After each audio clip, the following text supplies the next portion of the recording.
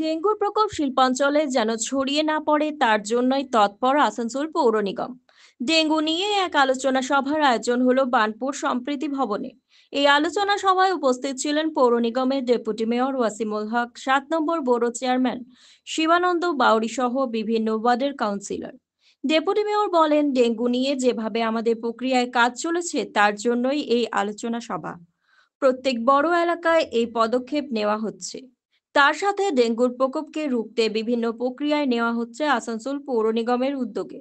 প্রত্যেক ওয়ার্ডের পরিষ্কার পরিচ্ছন্নতার উপর বিশেষভাবে নজর দেওয়া হয়েছে। চিকিৎসা বলে দেওয়া হয়েছে, সেটা আমরা দেবো।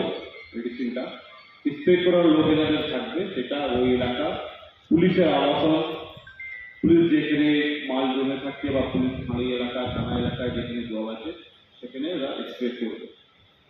ইস্কোর সঙ্গেও কথা হয়েছে, কিন্তু এবার এটা ইস্কো রেল বা যে কর্পোরেশন এলাকা যেটা আছে সেগুলো জায়গাতে কাজকর্ম ঠিকঠাক হচ্ছে কিনা সেটা উঠে আসবে আপনাদের সার্ভে মাধ্যমে।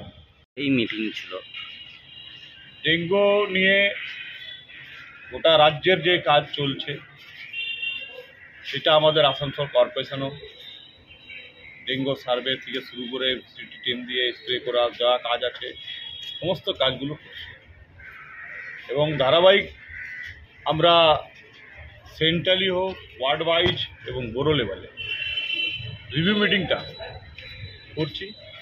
এর আগেও আমরা আসানসোল কর্পোরেশনে বিভিন্ন যে সরকারি সংস্থা পুলিশ আছে, রেল আছে, সেল আছে, ইস্কো আছে, এই সবকে নিয়ে ডিপার্টমেন্টের সঙ্গেও বসা হয়েছে যে আপনার অঞ্চলগুলো এটা পরিষ্কার রাখতে হবে।